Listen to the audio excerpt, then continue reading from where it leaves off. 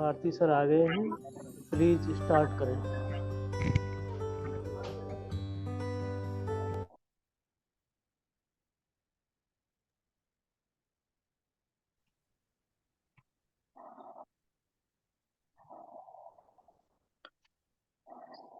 So very good morning to everybody. On behalf of Ukrainian Association of Ayurveda and Yoga, I, the chairperson, along with Dr. Bharat Singh, our core member, and all the team, welcome you. Sat Sat Naman. Everybody is hearing me? Yes. Yes, fine. Loud and clear. Thank you, sir. Thank you, sir. Welcome, everybody. Sat Sat Naman to everyone who has joined and who will be joining the second international conference on Ayurveda and Yoga. We will start with an act, prayer in form of dance, which will be performed by David. David is a soul dance performer. He is of Indian origin and lives in Ukraine. David, please.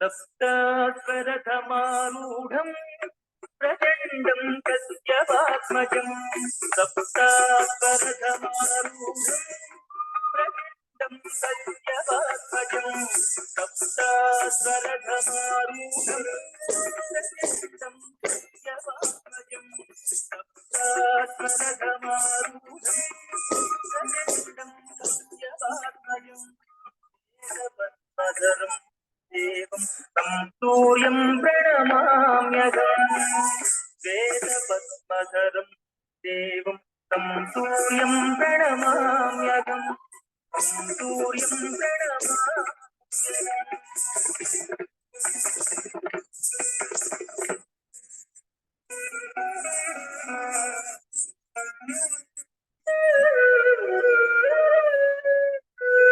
नक्षत्रग्रह ताराणाम् अधिपो विश्वभावनः तेजसामपि तेजस्वी द्वादशात्म नमोऽस्तुते।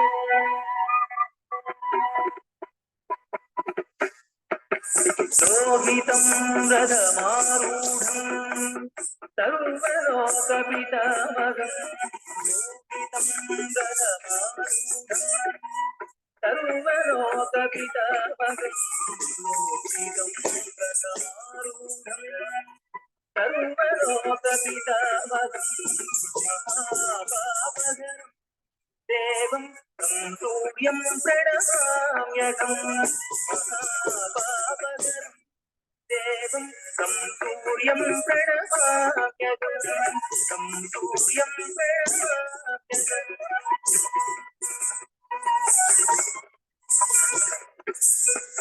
त्रैगुण्यं च महाशूरं ब्रह्मविष्णुमहेश्वरम् त्रैगुण्यं च महाशूरं ब्रह्मविष्णुमहेश्वरम् महापापहरम् देवं तं सूर्यं प्रणमाम्यहम् महापापहरम् देवं तं सूर्यं प्रणमाम्यहम् तं सूर्यं प्रणमाम्यहम्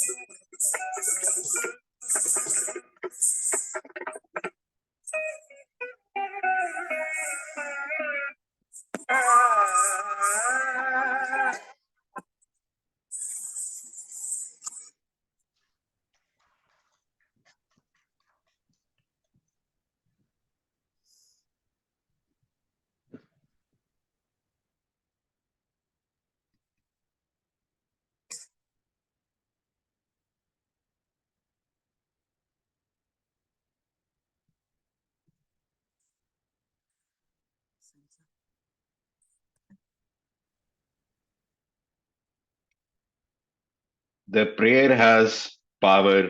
Prayer can do miracles. Prayer can bring peace. So, with your permission, I'd like everybody to join a silent prayer for peace and harmony in Ukraine and all over the world. Let's keep praying silently for a short time.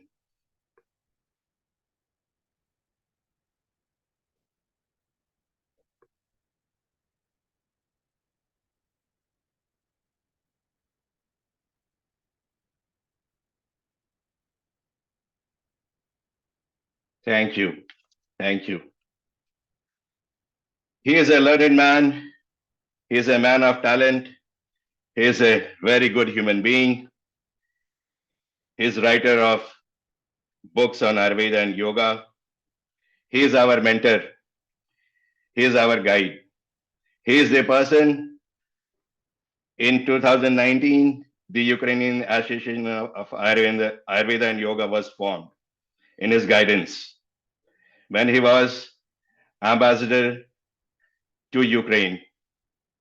His Excellency Shri Manoj Kumar Bharti ji, sir, I welcome you and we are very delighted that you are here. We invite you to give us an inaugural speech. Sir.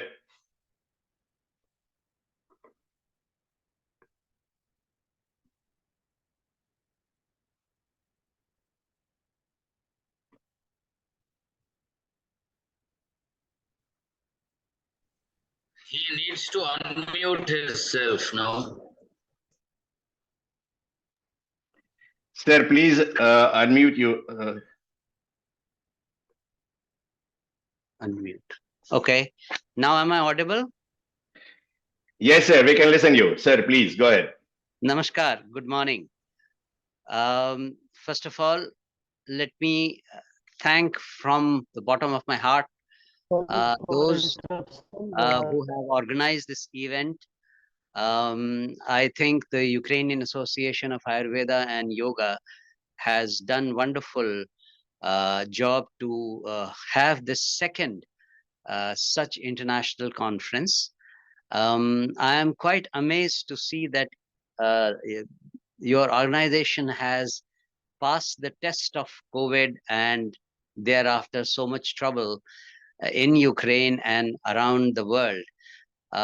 So you are all responsible for running something which was unthinkable, in my view. And I would like to give you the highest word of praise for giving birth to this organization and carrying it through. I can recall Kundan Sarwal ji, who contacted me in 2019 to organize this event or set up this body. And I was quite surprised that Ukraine, of all places, has thought of organizing such an international body or a body which can organize international conferences. All of you know, those who have been in touch with me, that yoga especially and Ayurveda are very close to my heart. I would like to mention specifically that during my stay in Ukraine, I had this privilege and honor to spread the word of yoga, Ayurveda, and Indian philosophy through my action, through my words, through seminars and conferences. I remember giving some lectures on Indian philosophy in the University of Ukraine in Kiev. I would like to repeat a few things which I have always been mentioning about yoga. Yoga is primarily to bring your body and your mind under your own control. Generally, we live our lives without having control on either our mind or our body. That also results in a lot of suffering, mental, physical, all kinds of ailments, all kind of discomfort, and problems in our social life and otherwise. can be served and served well if one practices a little bit of yoga. I have also been mentioning that yoga is basically has its origin in the Indian philosophical tradition of meditation. When you try to meditate, you find that your body and your mind is not under control, and it's just impossible to meditate. And that is why yoga was brought into practice. Today, in the world where we have chat GPT, we have artificial intelligence, we have so many innovations in medicine, in all walks of life, whether there is relevance of yoga or not, there is a genuine question. Many people will ask this question. But my personal view is, whatever scientific discoveries the mankind does, whatever heights we achieve in any field of knowledge, after all, we have our own mind and body to control it. Unless we are sound in our body and our thinking, that is our mind, any technology can be misguided, can be misutilized, can be harmful to us only, the humankind. We also need to know that if something happens to this earth, there's no other place on which we all can go to. We also have to take all this into consideration, and it comes very easily when you try and do a little bit of yoga, little bit of meditation. You come to terms with nature, and nature tells you that this is the only place where you can live. If something happens to earth, we have nowhere else to go. With all this message, I once again express my deep satisfaction and congratulate all of you, the organizers and people who have taken this initiative, including the Indian Embassy and the current ambassador in Ukraine. I congratulate all of you for this second international conference of yoga and Ayurveda. All the best to you. Have a wonderful session. I think I have spoken more than I should. Thank you very much. Thank you, sir. Thank you very much. You are our mentor. Your guidance is always required. We miss him. All the Indian diaspora always remembers you, and we all miss you very much. Thank you, sir. Thank you. Thank you for finding the time. Thank you, sir. Thank you. Thank you very much. So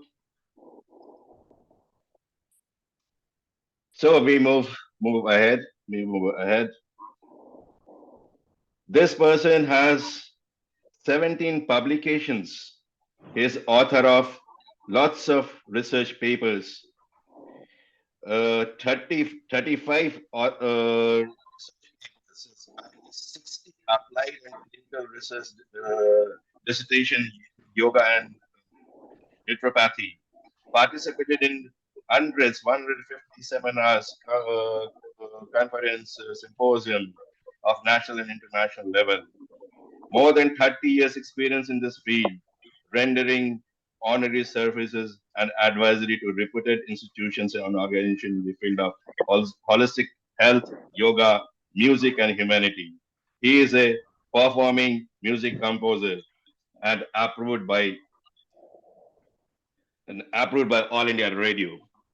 So we have professor and head of the department, Swasthya, Virat and Yoga, professor planning and development at Institute of Teaching and Research in Ayurveda.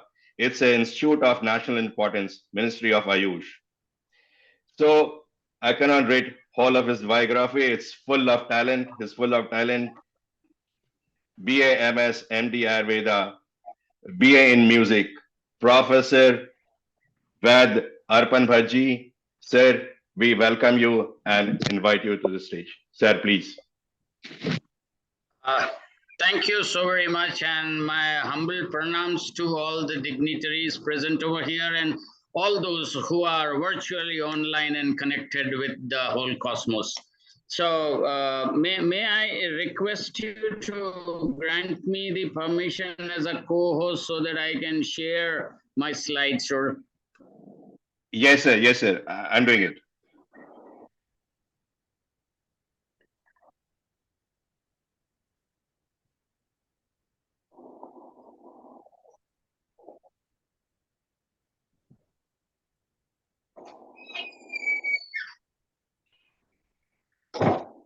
Okay.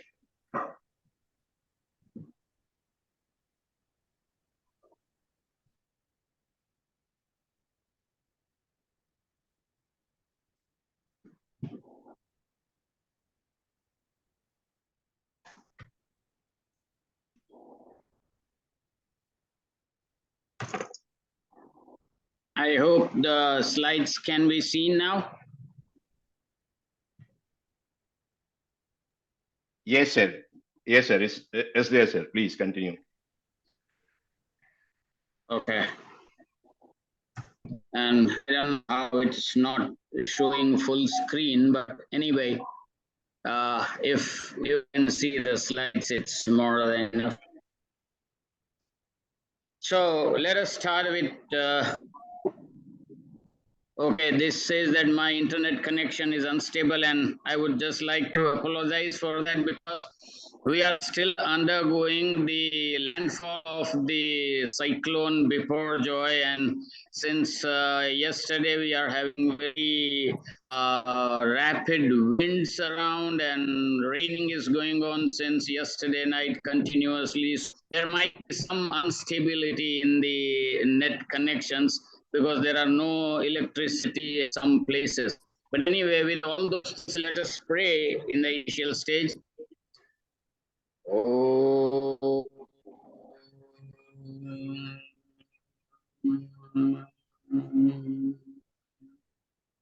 Ragadiyogan satatan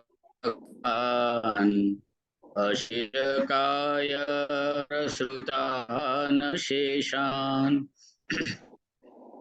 ausukhyamoharatidan jaghana Vidyaya namostu tasmai yogena chittasya padena malam sharirasya cha vaidyakena yopakarottam pravaram muninam patanjalim Anjaliranatosmi Patanjalim Pranjaliranatosmi Patanjalim Pranjaliranatosmi Om Shanti Shanti Shanti. So the topic which has been allocated or what's been decided for my presentation today happens to be role of Ayurveda and yoga in immunity. And we all know that in recent past, we have passed through torrid time with regards to the compromised immune systems of humanity, and ultimately at different junctures, at different places, in different ways, immunity is always required in different states. So in yoga and immunity, I know that the time allocated to me happens to be very short if I have to cover this topic into its fullest. So I'll try to be brisk and try to be fast. According to Ayurveda, characteristic of healthy dosha samagnishtha samadhatu makriya prasannatmendriyamna swasatya vidhiyate. That is what Acharya Sushruta is saying. Balance everywhere. The aspect of yoga, that Srimad Bhagavad Gita said, Samatvam Yoga Uchyate. So balance is the key factor. And along with balance, what Ayurveda projects is Prasanna Atmendriya Manaha. means the optimal and very state of the soul, the apparatus, sensory and motor, as well as the mind are very essential in order to term a person to be healthy. And when we say this, what do we mean to? Because immunity also is a part of health. We can say that a person is healthy if and only if his or her immune system is also very healthy. And when we talk about immunity, Ayurveda names it as either Vyadhi Kshamatva or Vyadhi Sahatva. Vyadhi Kshamatva is which can endure the ravages of different factors on the body and will not allow its sanctity to be broken. It also knows it as Ojas and Bala. Ojas is to be functioning in two ways. One is Vyadhi Kshamatvam. Now, Vyadhi Kshamatvam is Vyadhi Bala Virodhitvam. That means which will counteract the force or the strength of something which is not normal for the body, or Vyadhi Utpada Pratibandhakatvam, or it will restrict those factors within the self which are able to produce any problem to the body. This is what Chakrapani has said on Charaka. So when we say Vyadhi Sahatvam, the terms used here indicate towards a specific strength or potency or capacity of a being. And when we say Bala, Ayurveda further says that Prakrutastu Balam Sleshma, the natural, normal, unvitiated kapha in the body of a person can be regarded as its Bala. That itself is known as Ojas, because Ojas is one other aspect of the other, which is the gist or the essence of all the 7 dhatus. And the same thing, when vitiated, will lead towards various problems in the body. So, Acharya Sushruta further says, Atra rasadinam shukrantanam dhatunam yat param tejah tat khalu ojah tat eva balam ityuchyate. Means the essence, the best part of all the tissues or all the dhatus which gets together and comprises one particular strength. Now that strength probably we cannot measure with any particular gadget at this moment of time. That strength, because it has certain derivatives from the physical aspect, certain derivatives from the psychological aspect, certain derivatives from the spiritual aspect, and that will be potentiated by certain derivatives from the social aspects also. These are the 4 aspects on which we live. So when we talk about immunity, sometimes we understand that the role of immunity is just to protect from different disorders. But when Ayurveda talks about Bala, it says there are so many functions. First thing is to maintain the physical outlook of the body, sthira, upachita, mansata. So development of proper dhatus in the body, which will give an external structure to the body. Sarva cheshtasu apratighata. One is able to do all the actions so up to that limit that the functions of every cell and every content of the cell also is able to be done in uninterruptedly. Swara Varna Prasado, the voice as well as the complexion of a person are to its optimum. Bahyanam abhyantaranam cha karananam atma karya pratipattir bhavati.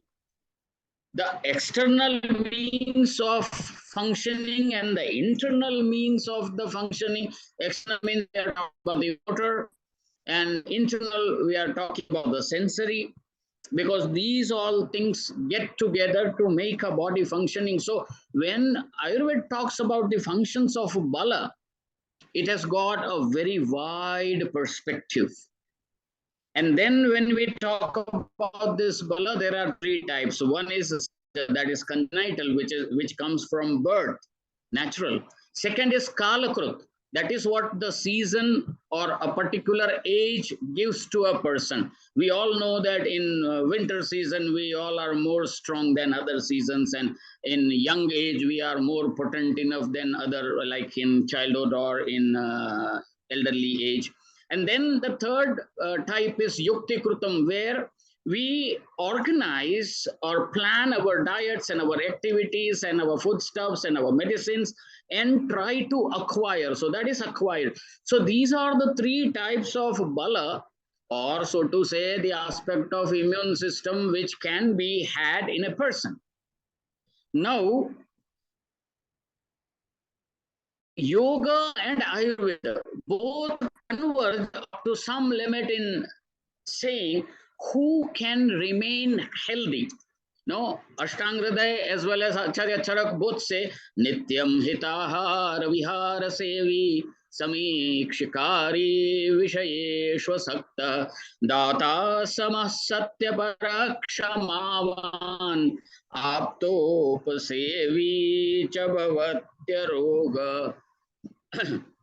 A person who is engaged in judicious and righteous food habits and lifestyle, who is analytical about one's activity and one's own self, and who is not unwantedly attached to the pleasures of the indriyas, who is a donor, data, samaha, who is balanced, satyapara, who is inclined towards truth and activities to be done towards truth, Shamavan, who is forgiving, Aptopasevi, and who respects and stays with the elders and the revered people. Such person will refrain from being diseased. The same way Srimad Bhagavad Gita says, Yuktahar viharasya, yukta cheshtasya karmasu, yukta swapnavabodhasya yogo bhavati dukkha.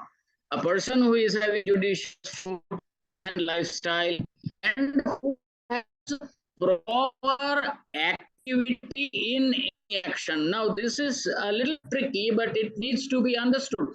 See, we have so many occupational hazards, we have postural problems, we have so many problems generating in our because of our wrong way of approach, etc., etc. These all things probably fall under this caption, Yukta Cheshtasya Karmasu.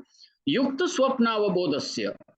Person who has a proper sleep and proper active phase of life, to such a person, the yoga will be removing the problem. Or if all these four things or three things come together in a proper way, it is only then it will be removed of problems.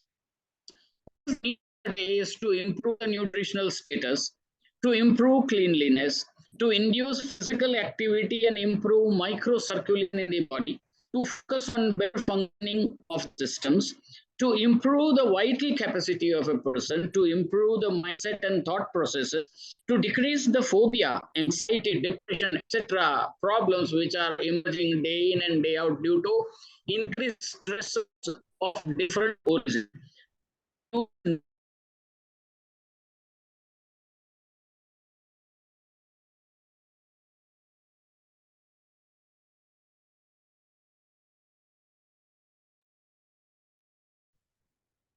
There was something wrong with it.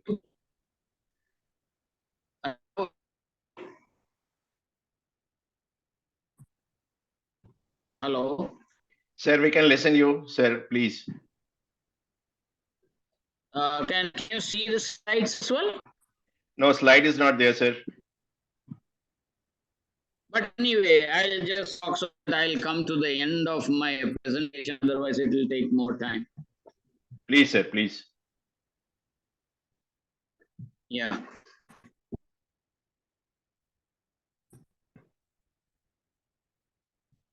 So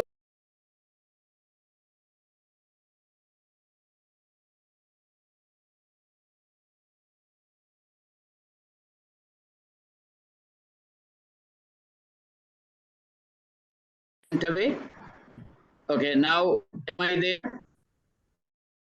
Yes, sir. We can see you, sir. Hello. Please carry on, sir. Please. I'm sorry. This is instability of network. I can't. It's all right, sir. It's all right. Okay. So basic responsibility of remaining healthy stays with the person himself, because the external means can help only up to a limit. And when we talk about person helping one's own self, the sciences of Ayurveda and yoga, they come to one's rescue. When we talk of Ayurveda, there are so many aspects like dinacharya, the daily regime, ratri charya.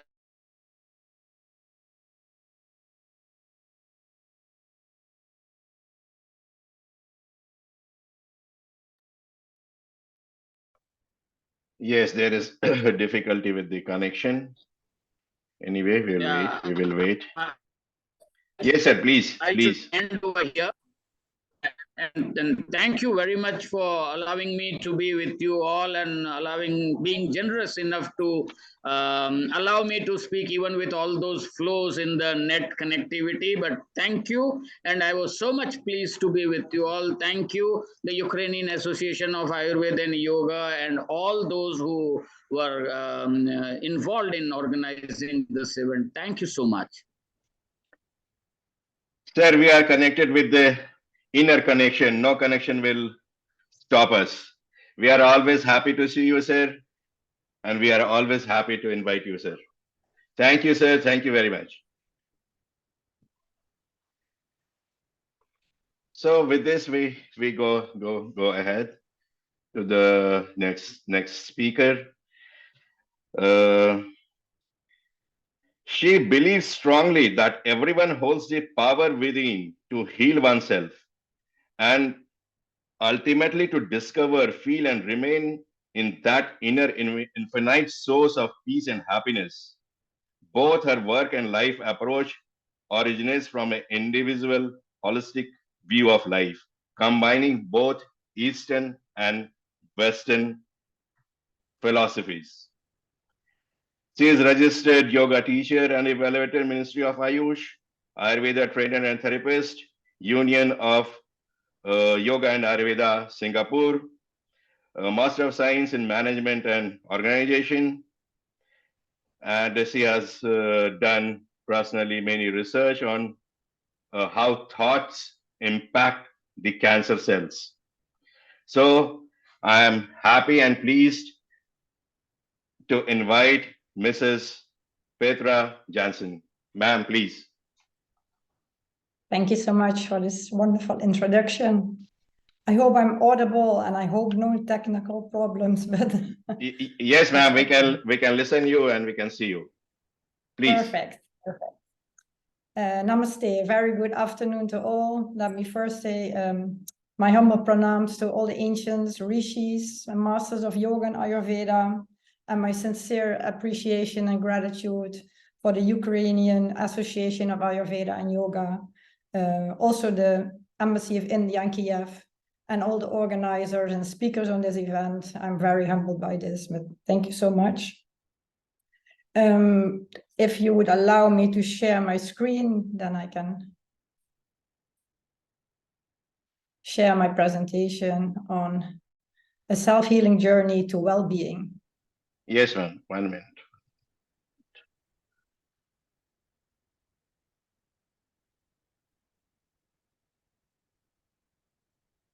Please, ma'am.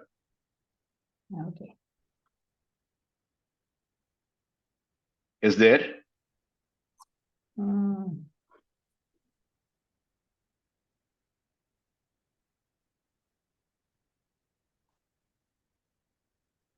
Don't see it yet.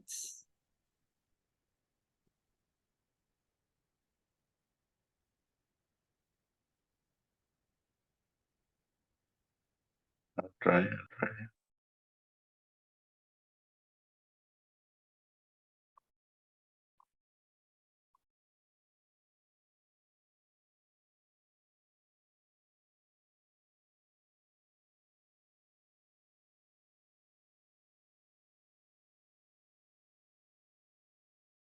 No, it's not allowing me. Let me see. I think it's working now. I hope so.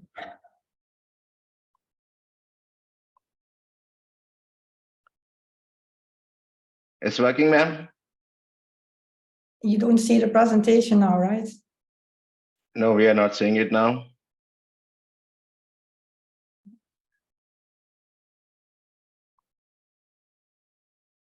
I have made you a host. All right. Then it's my problem.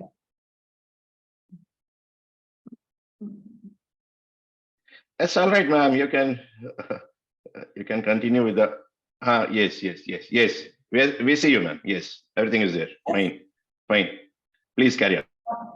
It's not working. Okay. I don't know what you're seeing, but It's working, ma'am. A self journey to well-being. We see it. perfect. Thank you so much. So I want to talk a little bit about a self-healing journey to well-being. And first, we look at some definitions. Definitions of well-being, when we look in a dictionary, it says it's a state of feeling healthy and happy. And when you look at health, I'm so happy that WHO now considers a state of complete physical, mental, and social well-being as health and not merely the absence of disease. Also, happiness is described as a state of emotional well-being. So it all comes down to health and happiness in well-being. And when we look at Ayurveda actually already described all these elements in their definition of health. It's Samadosha, Samagni, Samadhatu, Malakriya. So it's everyone is a perfect health when the 3 doshas, the digestive fire, the body tissues, all the excretory functions are in perfect order.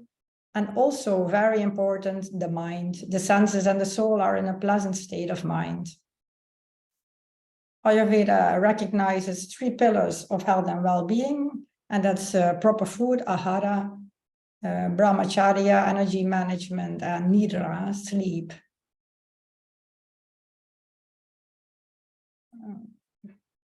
So disease also has an Ayurveda view, and it's actually just the absence of all of these mentioned before, but it's actually anything that causes adi or dukkha, suffering or grief. So that's not only limited to the physical state of mind, but also to the mental state of mind. One of the concepts, just one, is the 3 doshas, an important concept in Ayurveda, because it plays an important role in our nature, our prakriti, and also our vikriti. That's when one of the doshas is vitiated. So we all have like either more vata or more pitta or more kapha energy in us.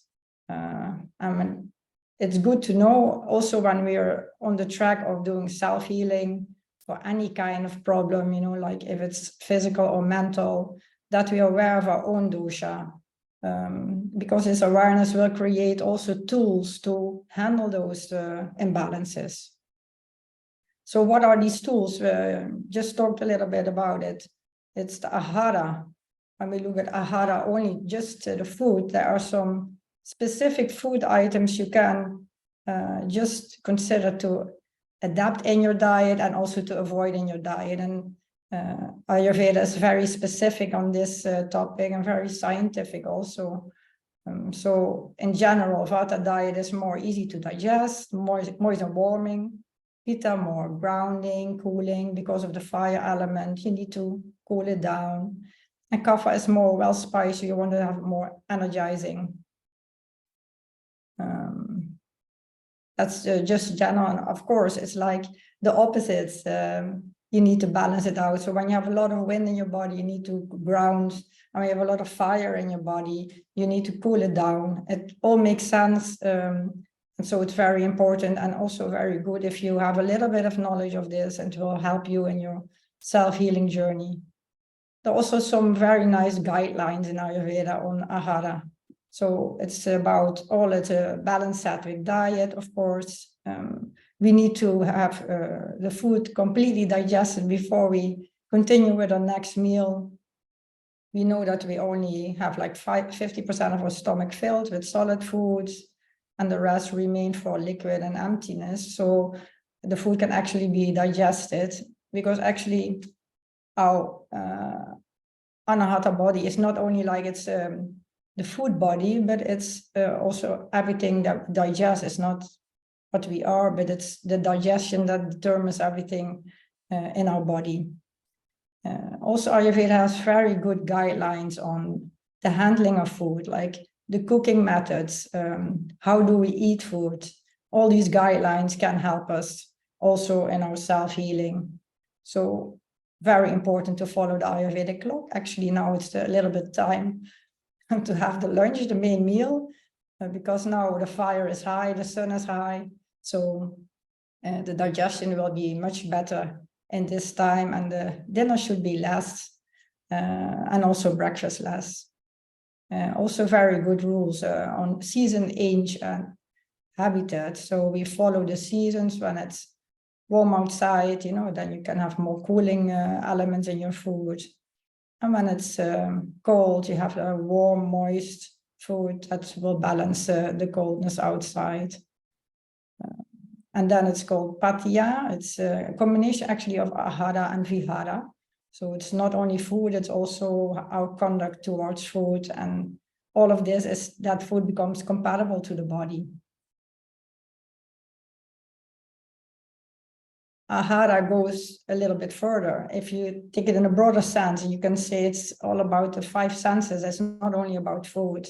It's also to be aware and balance your five senses, because we are all, five senses are always directed outwardly. So we like to taste nice things, and we like to smell nice things. So it's good to have the taste not only based on what the senses direct us, but to have balance in this. So choose natural seasonal food. When for smell, natural fresh air. Go outside, go to nature. It's something very available, I hope, for a lot of people. That's is very beneficial for your health. Also your vision. What do we look at? What do we watch every day? Do we look a lot like news or whatever, you know, or television, or looking at our smartphones the whole day? It's good to be aware of your vision. Is also clutterness of your, it leads to clutterness of your brain, all the information you're gathering the whole day. Also with what you listen is also very important. We have 2 ears and only 1 mouth, so we should be listening more than that we speak.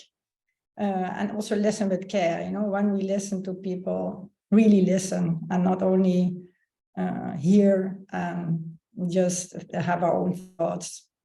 And then touch is very good, to be in touch with your nature, and actually your own nature, because sometimes we don't even know our own nature. It's very good to be aware, like this kind of food does this with my body, this kind of impulse, and will do this to my body, so that you can better control your peace of mind and your happiness. When we go to brahmacharya, if we, of course, a lot of people know that it's a control of sexual intercourse, but in a larger sense, it's more about energy management. So it's also about moderation of food consumption, langana. So when you eat a lot, it will give problems and it will create ama, toxins in your body. Moderation of the senses. And so be aware of your choices and conserve all this energy, because our energy is so much dissipated outside, outwardly, and we should use it more inwardly to actually go back to our own inner source. Brahmacharya actually means literally conduct motivated by the surge of God, or the surge of divinity inside. When we go to nidra, sleep, very important also. I won't go into the 6 types of sleep according to Charaka Samhita, but I can tell you this: quality and quantity is very important. And also we can go back to the clock, so don't go when the sun is high, the pitta is high at around 12 then be sure that you're already in your bed before that time would be beneficial for your quality of sleep. Make sure you have a conducive environment. So like a cold room, nicely ventilated would be very well. And also it's because it's very much needed for your physical and mental replenishment. And at all, when we have a good sleep, a good quality of sleep, or as deep sleep, it leads to sukha happiness. A lot of problems arise because of anidra. We have sleeping problems. And this is something you see, because when you look at happiness, we just figured out we just talked about health, ahara, brahmacharya, and nidra. And when we look at happiness, the trends are quite not okay, as you can tell. You can see there's 4 graphs. One is, the first one is just of children, school children. And then over the time, how much time they spend on the internet, and then their sleep. And you see less sleep, it's the green line here in this section. And more internet hours, less sleep, and also less happiness, and also less social interaction. And this is what's happening now with our youth, which is very sad in a way. When we look at happiness and GDP, it's like the more you earn doesn't mean that the more happiness there is. It's, still happiness will subside in a way. And what we see also in trends, like we have more anxiety disorders over time than we had 100 years ago, or depression, the same thing. So we see that happiness is influenced by all these technological advancements. It gives a lot of benefit, and I'm not saying I'm against it, it's very beneficial, but just that's what Ayurveda teaches us, be a balance in the hours you spend on this. So what does some of the Vedic wisdom says? It says, when you want to have happiness, follow your dharma. So follow your righteous duty, and choose the shreyas. So choose well-being over pleasure. We tend to choose like short-term pleasure, like this is nice, I want to eat it now, and tend to stay away from pleasure on the long term, because sometimes the pleasure in the long term takes some effort, self-effort, discipline, some things we like to skip, but it's very good if we be aware of this and choose well-being over short-term pleasures. So we can also say what we can do is live from our ego, so desire less. If we desire a lot, it will create a lot of anxiety and a lot of pressure on your mind. If we live a simple life, we don't have all these problems. We know we need to make less decisions. It will make us life much more happy. As we talked about, limit all the screen time would help also. And also don't worry, we tend to worry we have some anxieties of the future, and we're worrying about the past. And I like what Puja Gurudev Chinmayananda always says, worry is like a rocking chair. It keeps you busy, but brings you nowhere. So it's something that will bring you nowhere. Just think in solutions and don't suffer. We can have more of oneness. Practices as yoga, pranayama, meditation, chanting will definitely contribute to this. Connect with nature, even literally, just go out in the forest or walk on the grass barefoot. It's very nice and it's very healing also. And have an attitude of forgiveness, peace, love, inclusion, service, and gratitude. If we all do all this, I'm sure we will be very happy. So self-healing is in our own hands. It's a combination of health and happiness, and it's a combination of the choices we make. So we can choose to be healthy and live a healthy lifestyle, because all the tools are there. All the Indian wisdom, pearls of wisdom, it is shared how to be healthy and also how to be happy. So I would just end this session by saying, Ayurveda offers a comprehensive approach to taking control of our own health and happiness, and also our own reliance so we can take charge of our own health and happiness.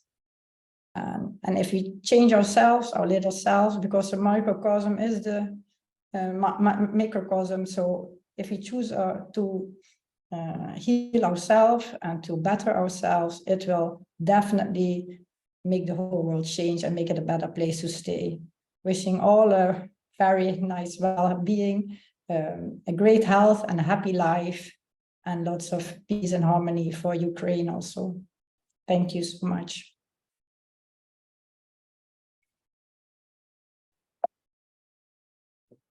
Thank you, ma'am. Thank you very much for the presentation.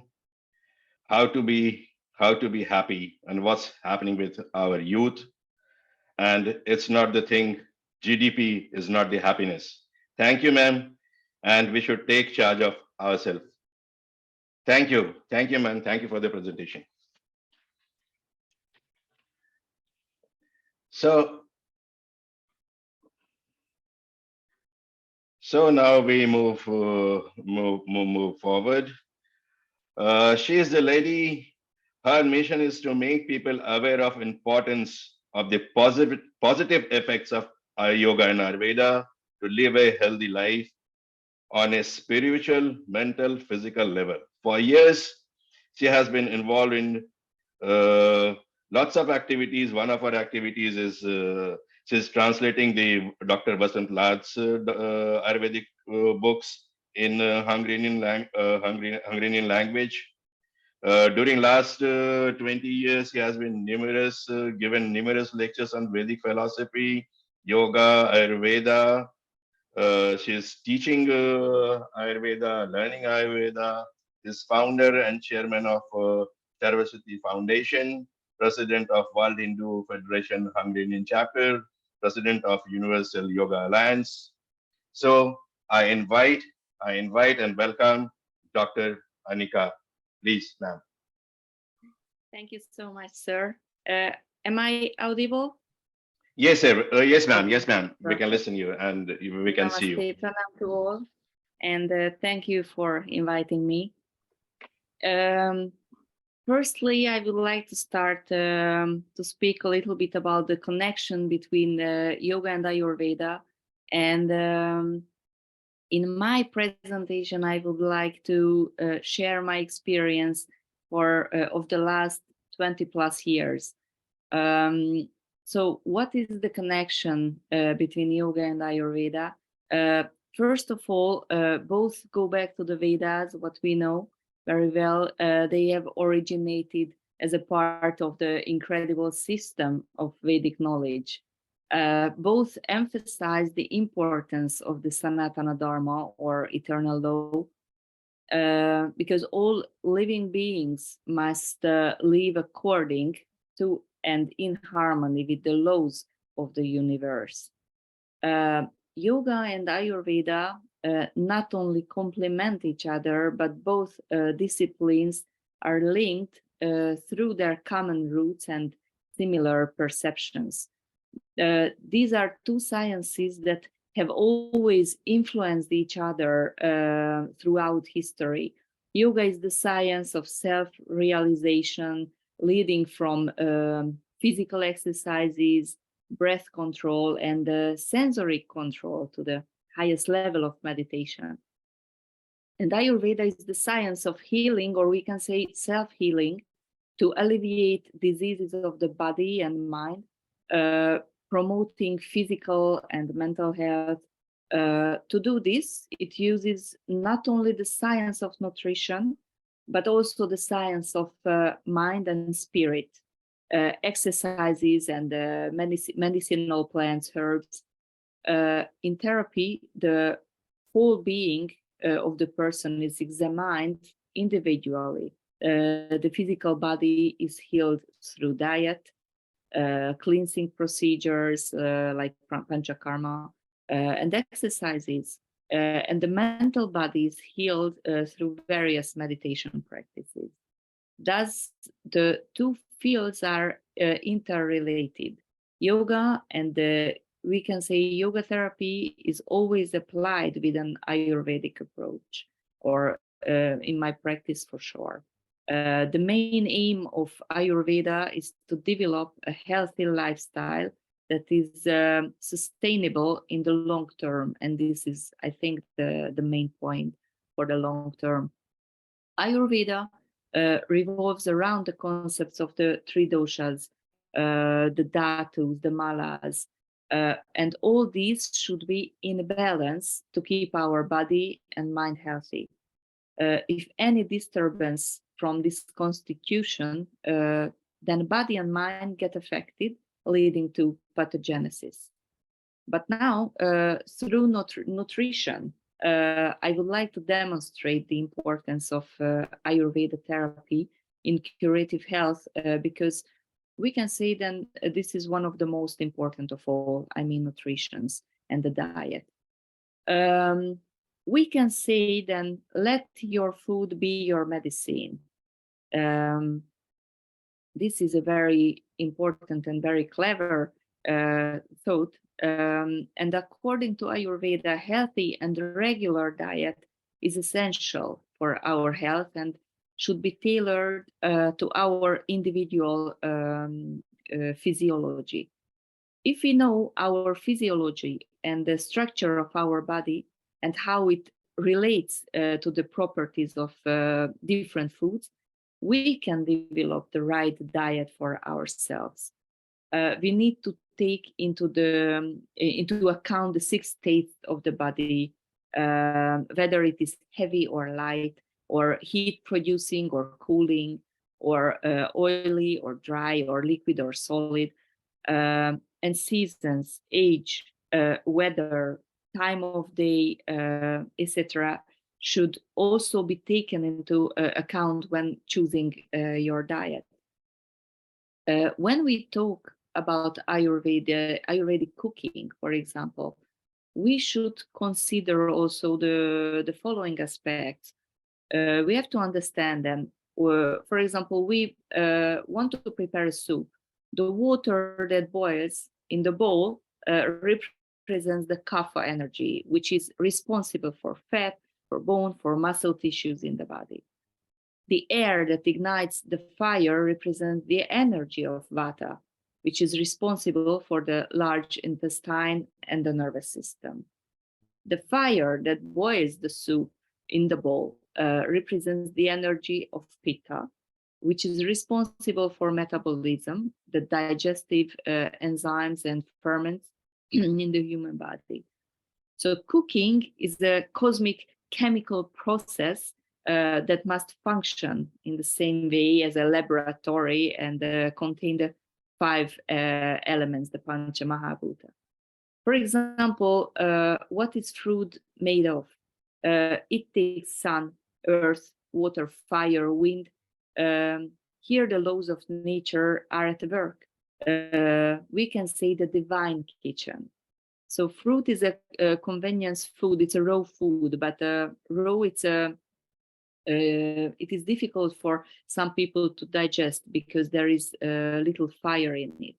So when we talk about food, we don't have to think about whether it should be delicious or too much or too little.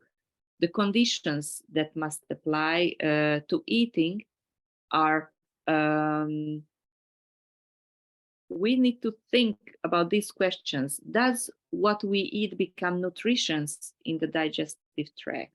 Or is the food we eat able to benefit our metabolism? So the first aspect is must be digestible, and the second is the quality of the food, by which we mean whether it brings with it substances that the body needs or those that the body already has in abundance, such as fat, muscle, hormones. The physical quality are really important. Needs, the prana, can it be digested or does it become acid? Or the other quality is the physic one, sattvic, the tamasic, or does it have prana? And the physic and the mental state of the cook. So the person who cooked the food has to be in a peaceful mind. The person of good soul cooks the food, appearance of the food. It is important and that it is desirable. It is important to cook with the mind that the first portion should always be offered to God. So this is also really important. How is our mindset during cooking? So Ayurveda is the only science that studies both the physical and the physiological qualities of the food. The Ayurvedic aspects are also reflected in the practice of yoga, so that the practice of yoga becomes individualized and contributes to a long and healthy life. And now let's see a little bit about the yoga and the yogic therapy in the curative health. Yoga is a system of spiritual practice and self-development. And yoga focuses the quality of mind. It develops the concept of the three gunas, the three qualities, the sattva, when it's balanced and clear, the rajas, which is, we can say, the restless quality, and the tama or tamas, the lethargic and the lazy one. Yoga throws light on the orientation of the mind through various asana practices, relaxation, breath, to pranayamas, breathing techniques, or meditation therapies. But we can say yoga uses Ayurveda to address health issues, and Ayurveda uses yoga for mental and spiritual issues. At this point, an integrative approach of Ayurveda and yoga helps the health to be back in a good state. So we can tell that Ayurveda is the science of life, and the yoga is the practice of the science. So both have an unavoidable connection with each other. The most important of all in the therapeutic system of Ayurveda and yoga in curative health, in my opinion, that we must use ourselves. As long as we are waiting for the doctor to heal us, we cannot make big difference. It's not just about taking a medicine. So I take a pill and everything will be fine. But these two methods, yoga and Ayurveda, teach us to recognize the imbalances in time, or even to avoid the imbalances. But when it does happen, we can react very quickly and make the right changes to restore our health. But changes means the changes on our lifestyles, the diet habits, or as many people mentioned already, the dinacharya, also so the daily routine. And in the case of yoga, it's very important not to look at yoga as just a set of asanas or just a way of moving your body, but to use the whole system of yoga to help you stay healthy and to help you heal your illnesses. What I mean, the whole system of yoga, as the philosophy of yoga should be applied to everyday life. I mean, maybe today I may not be able to do asanas because of some reason, but I should be more mindful of others, or more giving, more accepting today. So I need to practice different part of the yoga. If we can see the Patanjali Yoga Sutras, the 8 limbs. So there are many things, not only the asanas. So and so on. So we have to progress in our personal development to be healthy. So yoga has been proven to induce physiological changes. The concept of health and disease in yoga allows us to understand that the cause of physical disorders, and therefore mental disorders, originated in the mind and beyond. In the yogic terminology, we can say the adi is the cause and the vyadi is only the effect of the yogic scheme of things. the origin of psychosomatic illness is almost always traced to patterns of emotional pressures. According to János Seje, he was a Hungarian person who created the stress theory in the world. So according to him, it is not stress that kills us, but our reaction to the stress. So to manage this properly, we need a stable and balanced mind, a healthy body, a positive thinking, and all of these can be achieved and maintained over the long term through yoga and Ayurveda. And what I would like to emphasize, especially in the Western world where I live, and I'm sharing you my own experience, of course, then is that the system of yoga and Ayurveda is incredibly important because it teaches us that we have to take responsibility of our own health. So we need to put our own energy and attention into our own health. And from my side, I mean, as a doctor, this is the main point. And that's why I would like to be aware of the importance of yoga and Ayurveda, because we nowadays people became, I think, many times lazy. So they, as I mentioned, they wait from the doctor maybe one pills or one herbs or some magical therapy, but I think it's not exist. Only it exists if we put our own energy and ourselves. So thank you so much for the opportunity to give this lecture, and I wish you the Ukrainian team and of course all of you big success in the future. And thank you for organizing this conference, because there is a great need to spread yoga and Ayurveda even more in the world. So thank you so much for everyone. Pranam for all. Thank you. Thank you, ma'am. Thank you for the work you are doing. How to healthy life for long period in a stable way and how to reach it. Thank you. Thank you for the work, ma'am. Thank you. You're always welcome. So with this, we move ahead. We move ahead. Next, the person is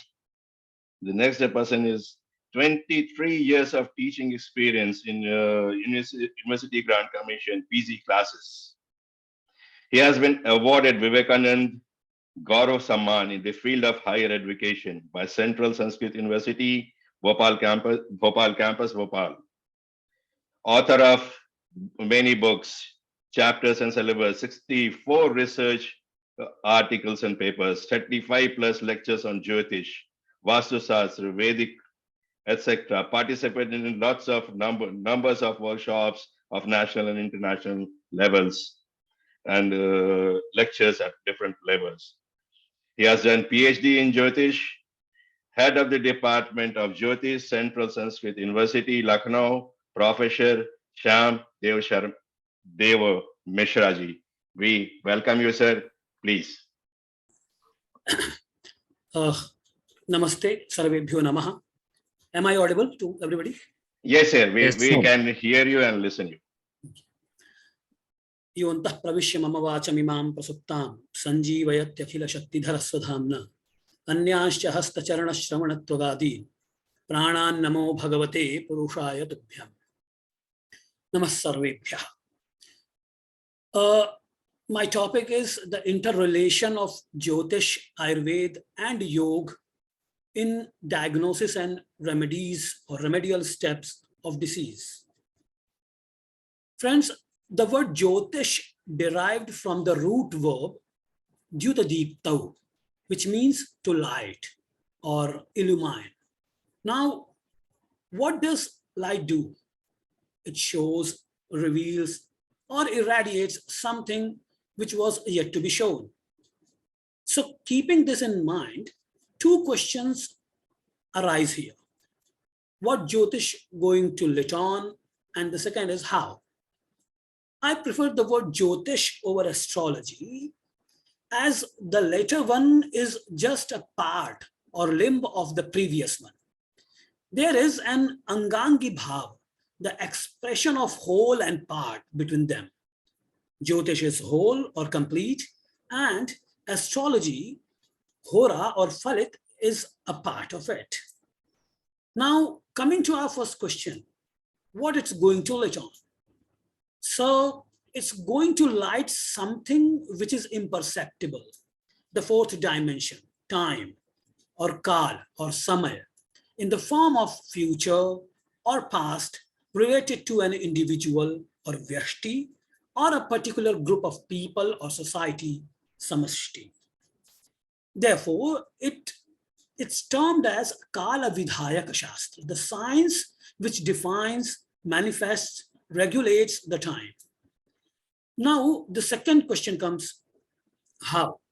And the answer is, with the help of natural celestial luminaries like Surya or Sun, Chandrama or Moon, etc. Therefore, the very definition of this Shastra in a simple one-liner is, Jyotim Shri Graha Nakshatrani Adhikritya Kritam Yat Shastram Tad Jyotisham. That is, Jyotish is a meta-science that deals with the movement, position, and the effects of stars or nakshatrani, graha, or in general terms, I would say planets, based on their shape, luminosity, transition, conjunction, and several other celestial phenomena. And since Jyotish determines the auspicious and inauspicious time to perform any particular ritual, or for that matter, oblation, it's one of the part of Vedas, limb of Vedas, and termed as Vedang, which is beautifully cited by Acharya Lagad along with its significance or relevance. Veda hi yajñartham abhipravittaha kalanupurva vihitastu yajñaha tasmadidam kala vidhana shastram yo jyotisham veda sa veda yajñan. You need time, precise or auspicious time for whatever you do. So that is very important. The Jyotish Shastra is very important. And it is one of the most significant part, eyes of Veda Purusha. Jyotisham netramuchyate. And the way nayanam nayati padartham prati janam, the way eyes lead to a person to an object, tathaiva, in the same way, idam jyotisham api nayanavat nayati. Yatra charma chakshu asman netum nashaknute. It leads to that place, that entity, that fourth dimension, I would say. Ayurveda, which means the science of life, is corresponding indic system of natural healing for both body and mind, employing practices based upon understanding the laws of nature and the movement of the life force. It is a precise and comprehensive tool for healing physical and psychological well-being, promoting optimal health, energy, and vitality. Both Jyotish and Ayurveda are practical living branches of an ancient sacred science that arose in ancient India, in which humanity had a greater intuitive connection with the sacred universe. And intertwining both Vedic disciplines, I mean Jyotish and Ayurveda, create the magic and pave the way for optimizing both factors of our health and our destiny, our vitality and our karma, so that we can realize our highest potential in life, with our earthly life following the model of heavenly forces and their consciousness promoting outcomes. In Bharatiya perspective, the graha or planet is not a mere physical globe, but a cosmic entity that govern our life and expression on earth. And Jyotish is not the Shastra which only predicts, but an art of interacting with these higher cosmic powers and bringing their beneficial forces into our more limited world. Both Ayurveda and Jyotish work on the basic principle of Yat Pinde Tad Brahmande. What happens on one level of existence is reflected on all other levels. Therefore, a learner Jyotishi or Vaidya must understand that the cosmic being upholds within itself various interdependent dimensions of existence: material, biological, and spiritual. Actually, the web of life is a web of light interconnected to the stars and planets. The connection between physics, or I should say among physics, biology, and spirituality, which is the basis of Jyotish, is not an overextension of the imagination, but a natural progression that parallels the unfoldment of the universe. Now, there is an akhyaika or story in the Brahman text. One of the greatest Vedic sages was Atharva, after whom the Atharva Veda was named. And he had a son named Dadhyak, who by his profound austerities had received the highly knowledge of immortality called Madhu Vidya, or the knowledge of honey, from Indra as the special gift. Indra forbade Dadhyak from teaching it even to the other gods. Indra placed a special curse on Dadhyak, saying that if Dadhyak tried to teach it, Indra would come and chop his head off. Now, the Ashwins already possessed all other magical powers except this special teaching, without which all their healing powers would be defective. So the Ashwins approached the sage Dadhyak and attained the Madhyavidya. Eventually, Ashwins fixed a horse's head and learned the Vidya. And as Dadhyak's horse head was chopped off by Indra, they replaced it with his original man head. Now, this story has many deep meanings in terms of Ayurveda and Jyotish and even Yoga. The horse's head became the constellation Ashwini, which marks the beginning of the zodiac in the sign Aries. The horse's head is also the sun, which is exalted in Aries, a sign that represents the head. And Ashwin represent both the duality behind the time with its alterations of day and nights, and the state of balance through which we can go beyond time. And relative to Ayurveda, the horse is a symbol of pran, the life energy that derives from sun and which is the source of all healing powers. The Ashwins, as the great doctors of the gods, were famous of their powers of rejuvenation and were even capable of resurrecting the dead. As twins, they represent the ability to balance our energies and create wholeness, and were important early teachers of Ayurveda. Now, relative to the yoga, the horse's head is a symbol of the soul that sacrifices its bodily identity to unite with the higher self, unite with the supreme apprehension or state, or the Paramatat, supreme entity. The horse's head is the soul that transcends the limitations of time and space and becomes free to travel at will through the entire universe like the sun as a being of light. More specifically, the cut-off head is the opened crown chakra, Sahasrara chakra, through which the honey bliss or soma flows. The Madhu Vidya or honey knowledge is that of the supreme bliss of the self.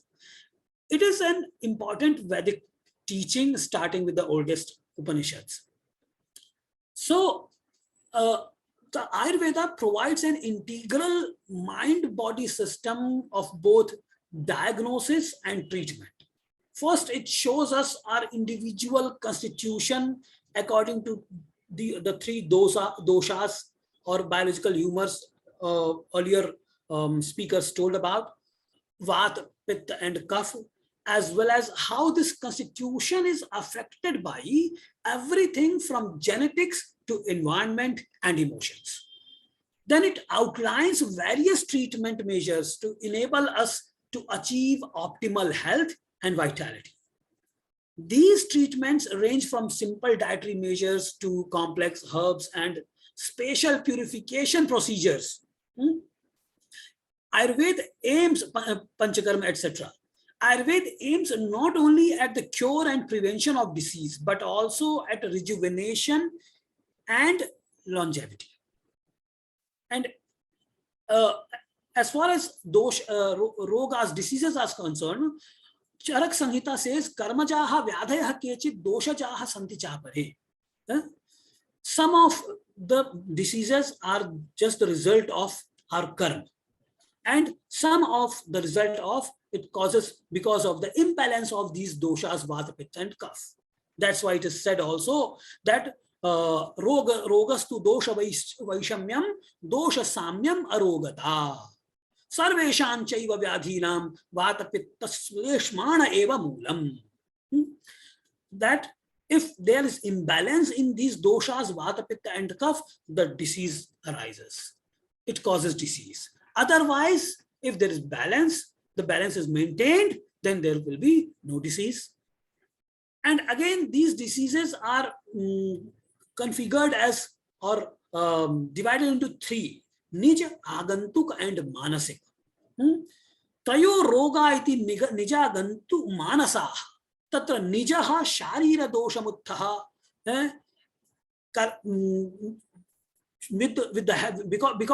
Because of these doshas, they are nij rogas, termed as nij roga. Now, all Prashna Marg, a compendium of astrology, or I should say horary astrology, also tells about rog, ki rogastu dvividhagneya nijagantuka bhedata. Nijagantukaschapi pratyekam dvividhaha punah. Nijaha sharira chittothaha drishta drishta nimittajaha. These nija rogas, also termed as, there is a reason behind all these nija rogas, which is the disturbance of mind, the disturbance of body, and other several reasons that are unknown. Now, through using all three disciplines together, Ayurveda, Jyotish, and Yoga, we gain access to all the main tools and techniques for working with the physical, astral, and causal bodies, thereby addressing all aspects of our being. And Ayurveda provides the foundation of right living through the proper care of physical body. For an effective treatment of our entire being, we must consider not the physical body, but also the astral and causal bodies. This is the importance of applying Ayurveda, Jyotish, and Yoga together. In fact, we must consider all three bodies regarding the achievement of any important goal of life, which all rest on proper vitality supported by Ayurveda. Right karmic actions, that's why it is said karmajaha vyadhayaha kechit, and spiritual intent supported by yoga. Even for the practice of yoga, which is meant to take us beyond time and space, we must first consider where we come from in terms of time. That means astrology, Jyotish, and space, the body of Ayurveda. And if we pursue our spiritual practice without a proper Ayurvedic lifestyle, we may create physical or psychological imbalances that eventually block our inner journey. As I already said, that there are three doshas. It classifies our life energy into these three factors of decay. The doshas are a similar concept to the biological humors of ancient Greek thought. First and foremost is a principle of energy, movement, or change connected to the wind, vata, and the air elemented called Vata dosh, which means the life wind. Second is a principle of light, heat or combustion connected to the sun and the fire element called as Pitta dosh. And third is a principle of matter, inertia or preservation connected to the moon and the water element called as Kapha dosh. And to complete the astrological paradigm, the main planet ruling over Vata dosh is Saturn, which represents the negative side of our vital energy as entropy, time, and decay.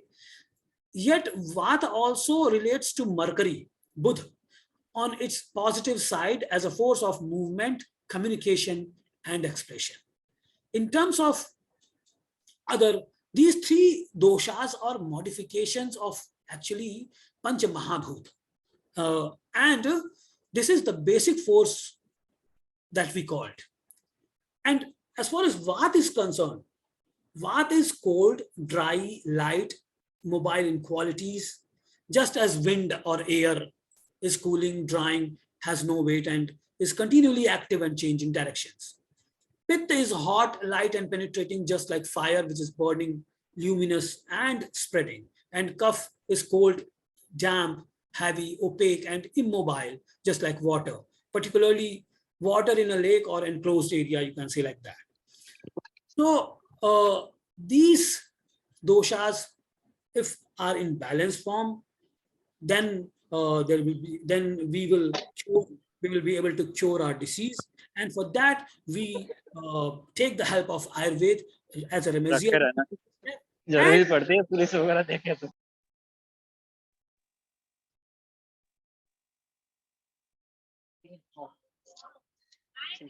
ठीक है आना Hello. Yes, sir. Please continue, sir. Please. Okay, sure. I think I should stop because there are so many speakers as well. So actually, we should maintain the balance of these doshas as far as astrological tenets are concerned, and even Ayurvedic principles are also saying that. So that's it. That's what I want to say. Thank you for giving me this opportunity. Thanks a lot. Jyotish has always been of interest of human being. Thank you, sir. Thank you for explaining how it is related to Ayurveda and yoga. It's very interesting. Very interesting. Thank you, sir, and thank you for the work you're doing. Thank you. Thank you, sir. So we move ahead. Listen to me carefully. This person is world-class coach, speaker, mentor, and writer.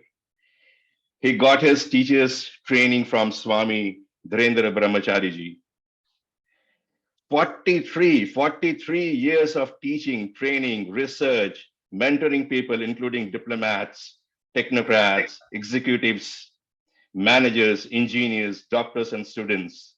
He has coached more than 900 military officers at high altitudes, 400 plus diplomats of different countries, 2,000 and more students and teachers, and hundreds of executives, managers, and IT professionals, specialists, different companies, IBM, Microsoft, etc., etc.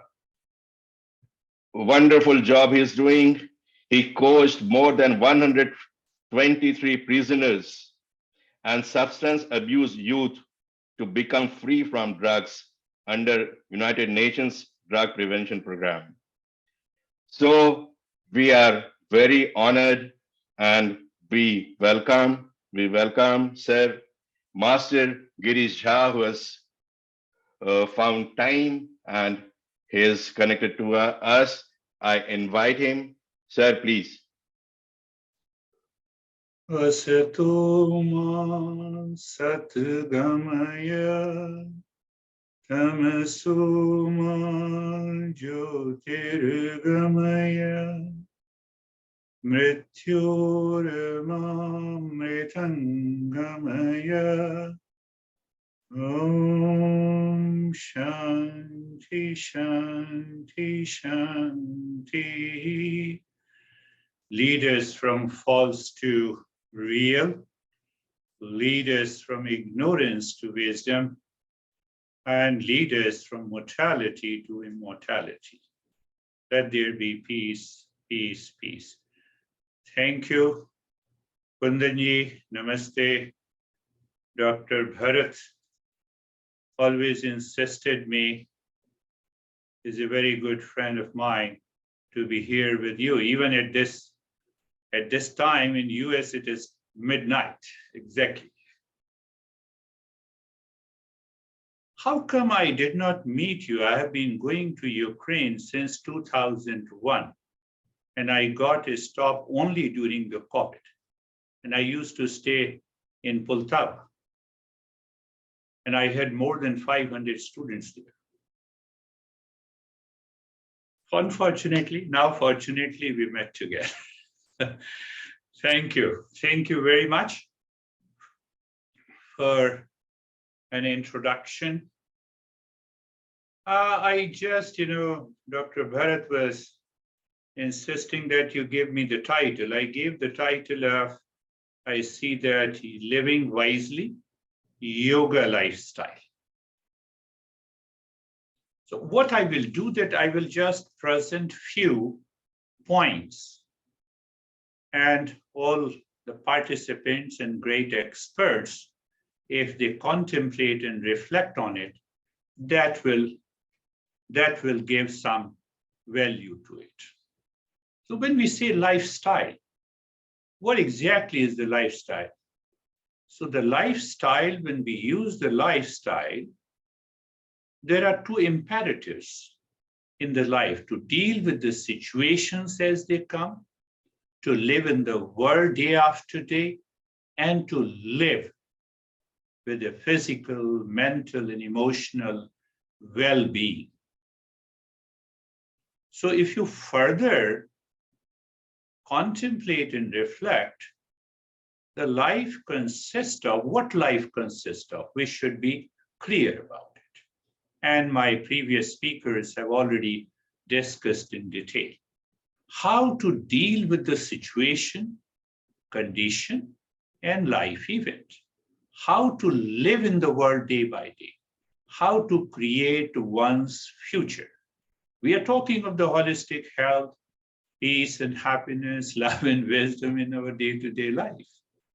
So it means we are creating our future not based on yoga and Ayurveda. And another question that we should answer, how to discover the goal of life and pursue to its end. Yoga and Ayurveda both says that ultimate goal of the life is moksha. So in one of the texts, moksha is defined as permanent end of suffering and awakening to permanent peace and happiness. No, but what is moksha? So one master defines in Upanishads, it is a self-knowledge. It is not the self that we know, it is the false self. And that is why we say it is a movement from the false to the real, asato ma satgamaya. I'm just throwing some ideas. It is not important that I should go and talk in detail. So once we say the goal of Ayurveda and yoga is only one, that is the self-knowledge. Whether you say it is a self-discovery, whether we name it as a nirvana or kaivalya or liberation. So what is the most important factor? It is the mind that lives in ignorance. That is the second line of the Shanti mantra, tamaso ma jyotirgamaya. But what is that ignorance we have? I don't know my real nature. Why I don't know my real nature? Because of ignorance. Where the ignorance lives, it lives in the mind. I have all the wrong notion, incomplete knowledge. Who am I? I used to ask my students here, that does anyone sends you the SMS message, email, or call you to get into the stress when I meet you, to react, to be angry? We are fine, we are happy, but the moment we see someone and we start reacting and angry. Why? But that will be a long story. Main thing is that to move from the ignorance to wisdom. So in front of me, I have just briefly written, "O mind, be at peace. This will also pass," based on Amrit Bindu Upanishad. So I just give you few understanding and few ideas so that we all, as a seeker of peace and happiness, health and wellness, should contemplate. The first verse, it contains only hardly 26 sutras, and it gives you entire perspective of meditation, lifestyle, how to remove that ignorance. It's worth reading and studying. So first it says, Manohi dividham proktam ashuddham cha ashuddham eva cha ashuddham kama sankalpam shuddham kama vivarjitam. I'll just translate in my own words. The mind is spoken of two kinds, impure and pure. What is the impure mind? Impure mind is caused by the desire seeking happiness in the world outside. We project happiness in the world outside. That is what in Ayurveda says is prajna aparad. And what is the pure mind? Is devoid of it. And this is beautifully explained in the first 10 sutras of Patanjali in the very first chapter. Then what is the second sutra? It is because of the impurity of the mind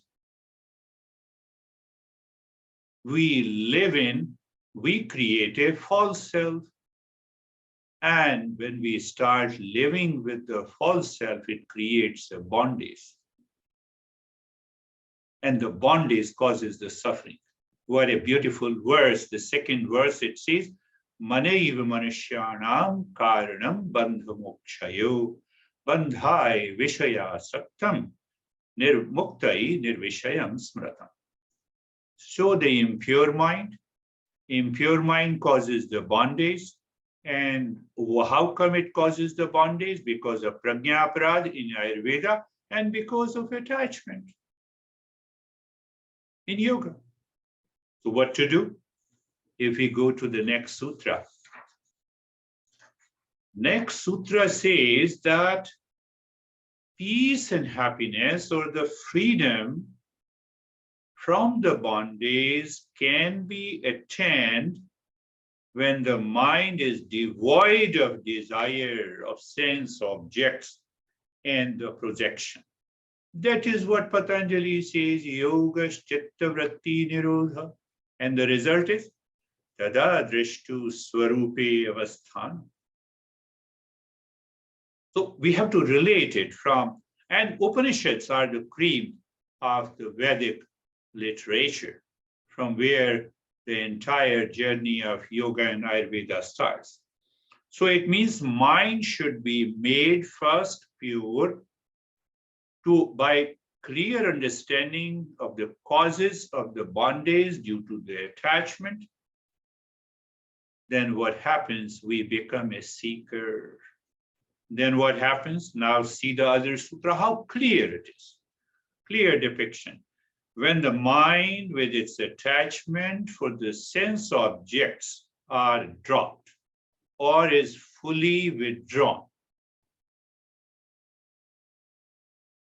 where it is to be withdrawn. We need not to become confused. You know, when we do a lot of practices of meditation, people normally guide you, practice there, focus on this center, do this and that. Let us follow this Upanishad. This says, first, mind has to be made pure. From that purity of the mind, what happens? The mind becomes clear about the goal of life. What is the goal of life? Goal of life is freedom from the suffering, freedom from the insecurity, freedom from the dissatisfaction, freedom from the unhappiness.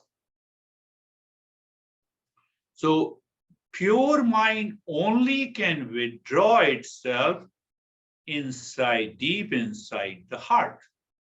This is what this Upanishad says. So when it is withdrawn within the heart, thus realizes its own essence, then that meditative state is...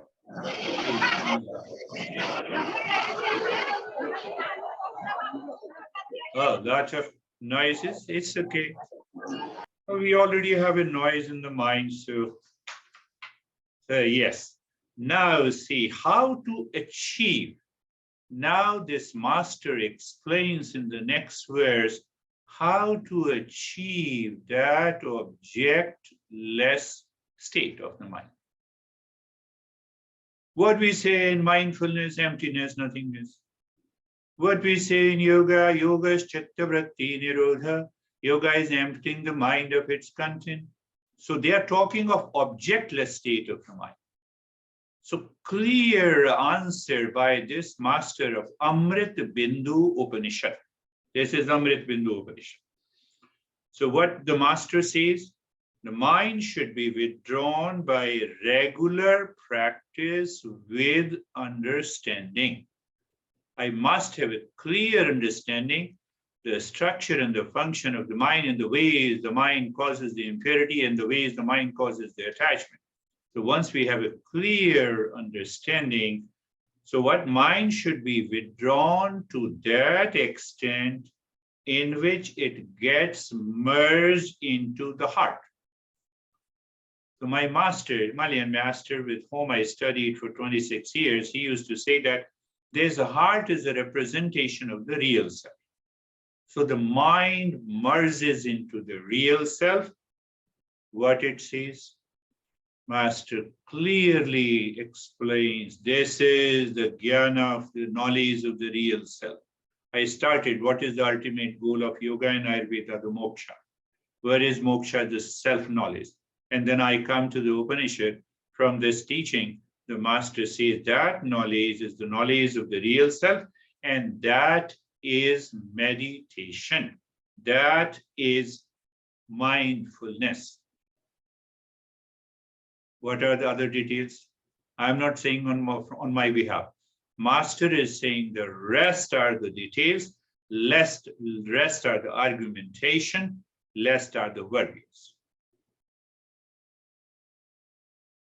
So these are the 7 verses which gives a clear understanding of what is the journey of life.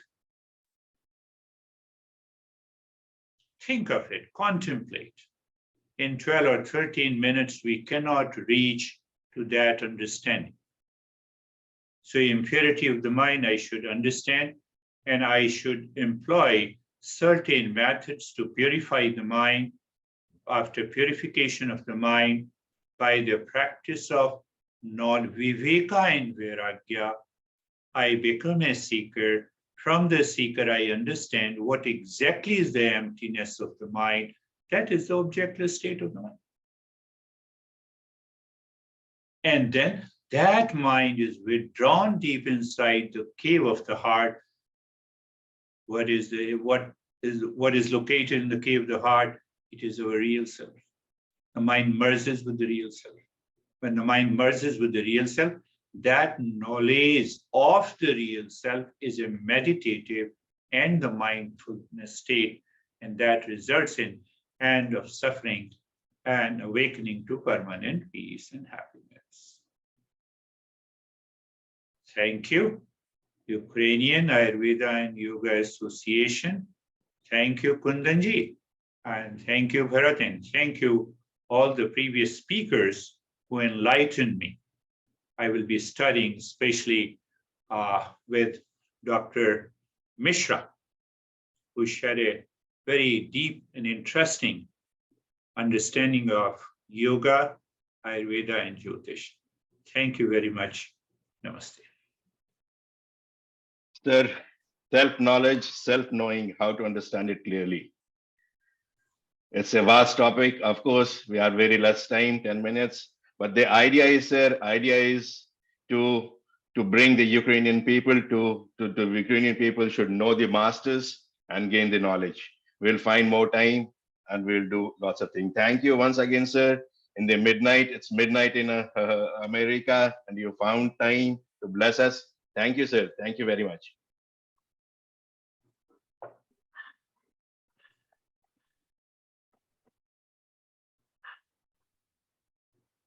So, so with this, we move ahead. We are thankful to Girijaji. This is a lady, 19 plus years to develop and promote Ayurveda and yoga. BAMS, MD, PG yoga science, PG philosophy, LLB, CCP, lots of things. Presently, she is facilitating the research work on developing quantum integrative wellness model of Ayush, Ministry of Ayush, for their practitioners with special reference of type 2 diabetes. This is very important. This is a research work. And she is Director Ayush, Haryana government. I invite and welcome Dr. Sangeeta Nehra. Ma'am, please. Namaste to all, and thank you so much for inviting me on this platform. And thank you to Ukraine Association of Ayurveda and Yoga. Respected Akundan sir and all loving speakers. My topic is therapeutics in Ayurveda and Yoga. But when I was looking your topic, that the ancient science of Ayurveda and Yoga and today and tomorrow of well-being. So when I was reading this again and again, this topic, today and tomorrow well-being, so in my mind is coming that the well-being, the one step ahead from the good health, like the Sustainable Development Goal has given the goal number 3, the good health and well-being. So good health, we are talking since last many years, but now the topic is stagnant at one place, the stable at one place, that is the well-being. So when we say about the well-being, it means we are correlating with the physical body and vital body and mental body and supramental body and bliss body and the cosmic body. So I want to say this, the well-being is the collection of your thoughts, your feelings, your intuitions, your insights, and then we are behaving with others. This is the well-being. When we ask, are you well? So from other side, the word comes, okay, I'm well. Yes, I'm well. So what it means, well, that I'm having the more balance with our subtle bodies. So this is the well-being. And when we talk about the Ayurveda, yoga, naturopathy as a therapeutics, so we have the more responsibility towards the society than the modern system. Because Ayurveda, yoga, and naturopathy spread the principles of universe. And we have to learn, like Girish sir told clearly, that the work of mind. In the same way, we have to spread these principles to each and every corner of world. If we talk about in first 1 minute or 2 minutes about the physical body, what it does, it gives only the reflection of all subtle bodies. Reflection of subtle bodies, like if I'm feeling good, So my face automatically, my features, my gestures, and all it reflects to you, to all, that how am I?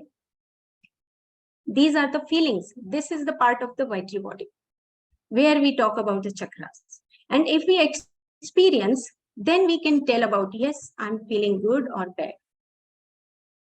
When we are feeling bad, then we stuck our breath. So that's why the vitality, it breaks down. It breaks. Now we come to the next mental body about our thinkings, about our meanings. What type of the meanings we are giving whenever we are listening, whenever we are reading something, and what type of the meanings we are giving to our brain and to our mind together. And then the supramental body. This is the main point I want to quote here. The consciousness is the ground of being. This is the quote by Dr. Amit Goswami, very famous quantum physicist. Supramental body, and I will say this, Ayurveda, yoga, naturopathy tells us or teaches us from one step up than the modern system. They add our good values.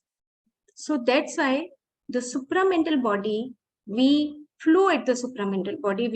When we are talking about Ayurveda principles or yoga principles or naturopathy principles, these are all together combinedly work at our higher level bodies or the subtle bodies. And the last body is the bliss body. And bliss body is always directly connected with the consciousness, how you are behaving, how you are speaking, and how you are getting knowledge from the outside and how you are absorbing that knowledge. So these are the 5 bodies which work combinedly, and we say that, yes, I am well, I'm happy. So, and this is the definition of Ayurveda, even in yoga also. So now I come to the next, the therapeutics. Therapeutics means that the therapy, or if we see the Greek word that it gives the meaning of that Greek word therapeutica or therapia, then it tells that to attend, to heal. What does it mean to heal or to attend? It relates with the supramental body. If you are feeling wrong, if you have eaten much, if you have talked much, if you have slept less, then the supramental body orders you, commands you that you stop here. You are doing wrong. So you attend yourself. This is the self-therapy. So therapeutics is the therapy which corrects us, which corrects our lifestyle. For example, like previous speakers have spoken on mind and brain, and I will say this, the me-centeredness. Me-centeredness, nowadays there is a big problem, not with the food, there is a big problem with the psyche, like the developing of ego, or developing of narcissism, or developing of me-centeredness. And this me-centeredness develops the negative emotional circuits in the midbrain or midbrain area, whether it is amygdala, whether it is thalamus or hypothalamus.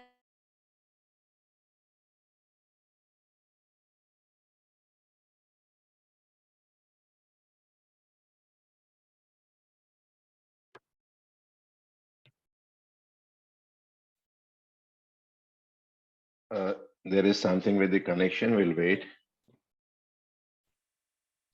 Circuits like the dopamine release and other hormones release. But pleasure circuits, now we have to think, we are working with the mental body or the supramental body. Because yoga and Ayurveda always leads up towards the supramental body. What you are adding up in your life. And we are developing the negative emotional circuits, me-centeredness, ego developing. Then we cannot break down. When the pleasure circuits turn into the addiction circuits. And addiction circuits, it is very difficult to turn over from midbrain to the higher brain or to the neocortex. Neocortex is the area where we are aware, what we are speaking, what we are doing, what we are doing actions with others. And human being, as if we correlate with or parallelly we stand the animal being. So animal being develops the limbic brain, the midbrain, till the midbrain. But the human brain is the main thing is the neocortex. How much we are aware. We have mental body, we have supramental body, we have bliss body. But how we are using. This is Ayurveda and yoga principles. It is that how we have to behave. So therapeutics in Ayurveda, yoga and naturopathy, we are the more responsible towards the society than the modern doctors. So this is the good day to celebrate yoga, and the previous weeks in Haryana also, the many places the yoga day is celebrating. So now I come to from the me-centeredness to how we can cover this, because I want to explain a few of my experiences during my clinical practice or during my morning personal practice, because it enhances our personal value. So one example I want to give before to stop this and to show the like one PPT, one slide only. Suppose we are getting one information from outside. We are getting information from Wikipedia, from our friend or from books, whatever it is. And then we are processing this information with the help of our brain and the mind. How we have upgraded our mind and brain after getting information. This is the main benefit of Ayurveda and yoga. If we go step ahead, we are getting information on YouTube and on Wikipedia and we left this, and the outcome is zero, because we are not adding any value in our supramental body. And supramental body is about the body of archetypes, your goodness, your oneness, your wholeness, beauty, many archetypal qualities. If we are developing, then we can, via these qualities, we can spread good to the society. So information processing, and then how much we are understanding that information. And that understanding can reconstruct my supramental body or not. In between, again, I will give one example, like the heart pumping machine. Heart is a pumping machine, we say that. Many times I give this example because it is very easy to understand.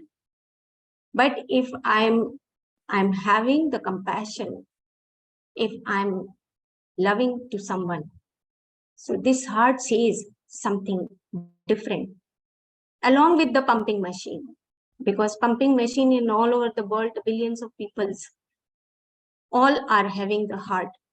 But who has take care of that? You have this chakra, Anahat chakra, this heart, with your higher physiology. Yes, I can love others. In the oneness, I'm following or not? I'm developing my personal growth or not? Or I'm developing with my personal growth with the others also. So information processing and then understanding, and then you are reconstructing yourself. So Ayurveda and yoga and naturopathy are the energy medicines, not the physical medicines we are going through. Yes, we can investigate through the physical body, blood values, LFT values, heart values. We can investigate that what is going on the subtle bodies, and it gives all the information to the physical body. So physical body, we have worked a lot with the physical body. So in the end, that I want to show one slide. If you help me to making me the co-host or the host. Yes, ma'am. Yes, ma'am.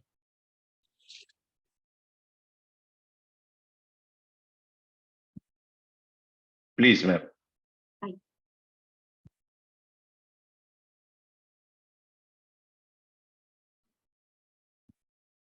Is there, ma'am? Is visible? Yes, yes. You are sharing the screen.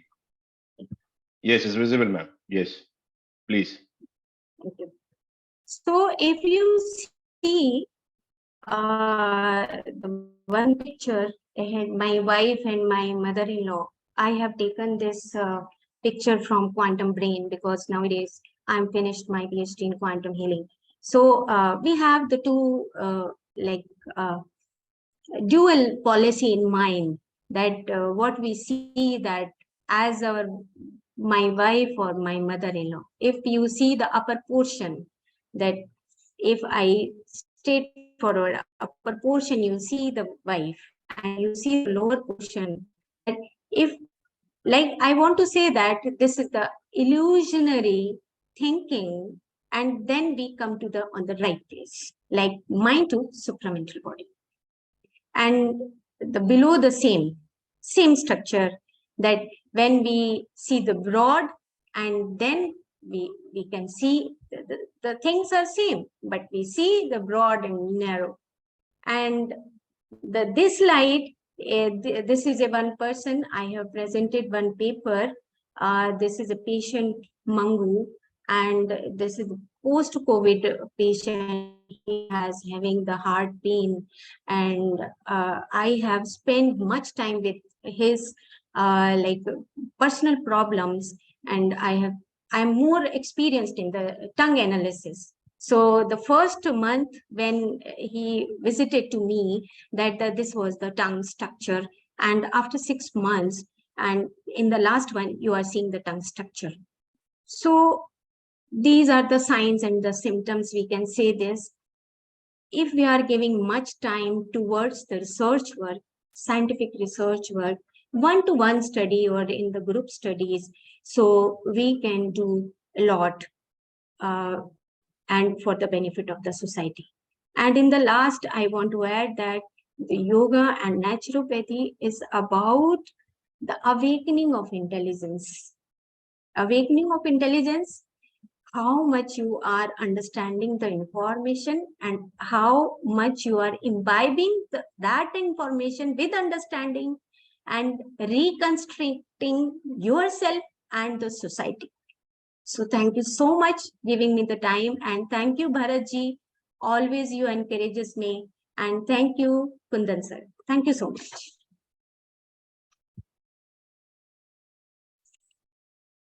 It was very interesting, the definition of therapeutics. Very interesting. Super mental body, upgrading of mind. Beautiful example of this pumping of heart. Information processing and understanding it. How beautifully and scientifically you have presented the things. Thank you, ma'am. The research works you are doing. Very nice. Very nice. We are thankful to you. Please.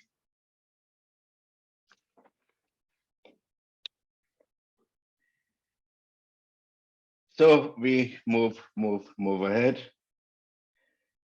Now we have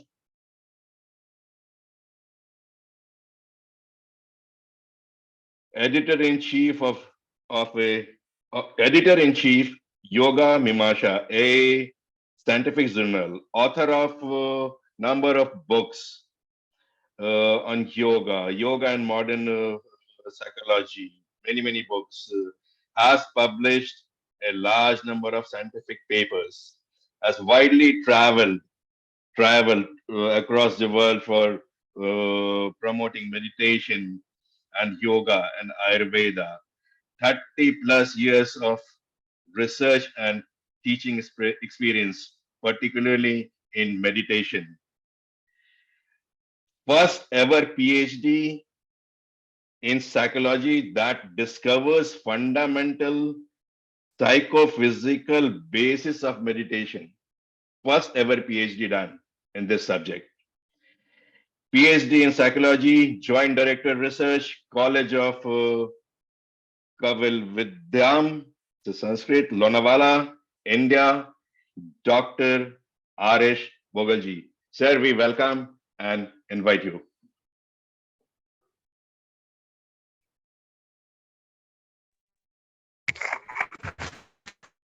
He is joining shortly. Kundanji? Yes. Balaji? Hello. Hello. He is joining shortly. He is joining shortly. He faced some problem, some technical problem. So please give him. Okay, fine. So, technical problem is always there. It's all right. So next, the next person, the next lady I would like to introduce. She's from Iran. Bachelor's degree of physical education, BSc Yoga Science from Dev Sanskriti Vishwavidyalaya, Haridwar. Certified yoga therapist, head of Aqua Yoga Committee of Iranian Sports Federation, President Center of Yoga Application, Yoga in Championship Sports, and so on. Lots of things she's doing to develop yoga. Miss Jahanara, ma'am, please.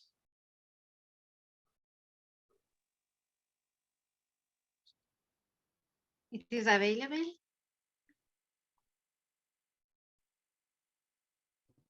Once again, ma'am.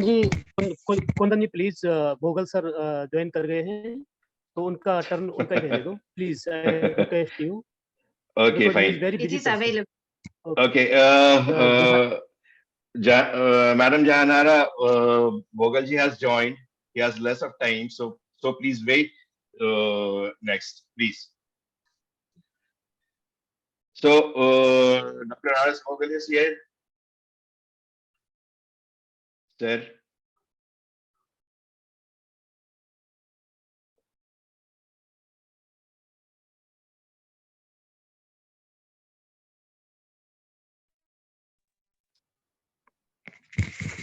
Call him again, please. He is in. Yes. He is in the participant. Dr. R.S. Bhogal, sir. Sir, please. Once you are here, sir.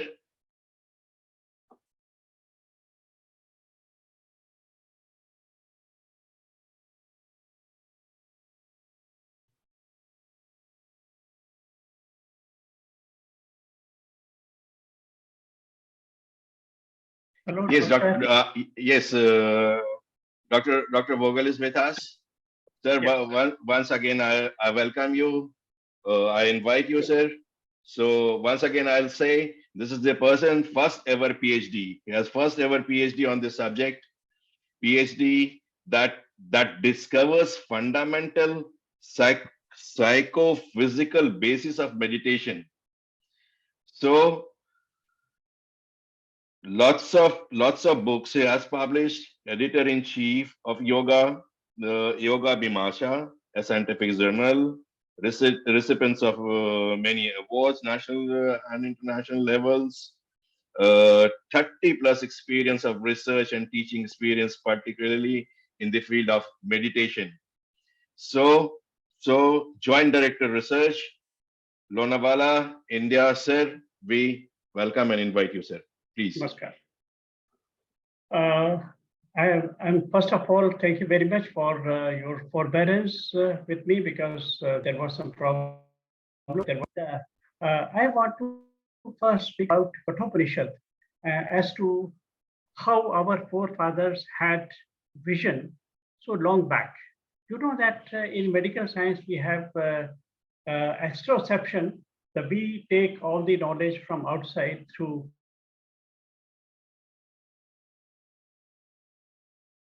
after our hearing and other senses and all that. Afterwards, inside comes interoception.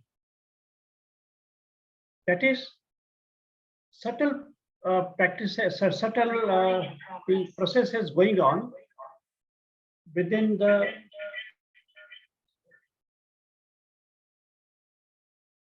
subtle processes going on within our whole body, and that is proprioceptive impulses and also visceroceptive impulses. So all these constitute interoceptive impulses. It means that is the inner part of our consciousness. The outer part, we receive all the information from outside through extroception. But Kathopanishad has spoken about the third thing, which is missing in modern science. After all, modern science is only 400-year-old. So what Kathopanishad says, Paranchi khani vetirna swayambhu tasmat paran pashyati nantaratman kaschit dhira pratyak atmanam aikshadavrit chakshuhu amritatvam icchan. In Kathopanishad, it is said three skies. Outer sky, that means exteroception. Then inner sky, interoception. Now, inner sky and outer sky, it is in parallel with the modern science. But Kathopanishad goes still deeper. It says that your consciousness is deep embedded inside. That is beyond interoception. Where it is located? Beyond interoception. So that is Chidakash. Chit means consciousness. Akash is sky. Chit, consciousness. So sky of consciousness is deep inside.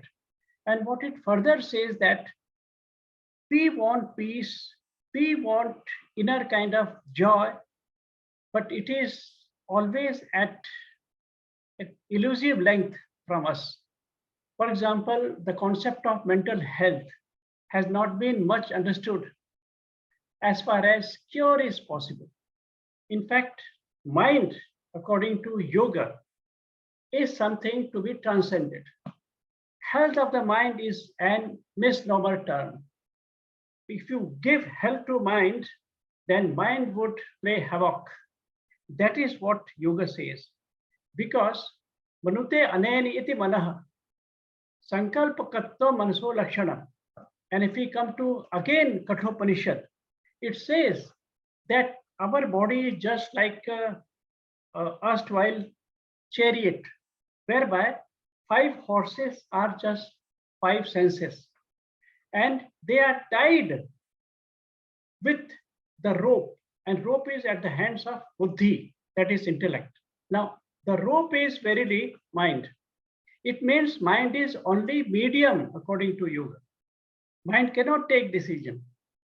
According to yoga, mind is medium, but it is very important medium. Without mind, you cannot even think and you cannot take decision. But the decision is taken always by buddhi, that is our intellect. And therefore, intellect is given importance, lot importance. It means the intellect takes decision, not mind. But then please remember, mind is much more important because it is the only medium available for anything to do. So this is only medium, huh? And therefore medium should be calmed down. And for that matter, Vasishtha Rishi says, Mano prashamano upayah yogo ittabhidhiyate. You have to calm down your mind and yoga takes place. Yoga takes place means your personality development is there, and your mental health is there. In normal terms, we say. In fact, in yoga, there is no mental health because mind is, very, very edgy entity. It needs to be calmed down. In fact, we have samagra swasthya, total health in yoga. So total health can be had only when mind is calmed down. Mano prasha mano. Mind when calmed down, then only yoga takes place, and that is yoga. Now, how to calm down your mind? That is very, very important. And for that, we need to have comprehensive awareness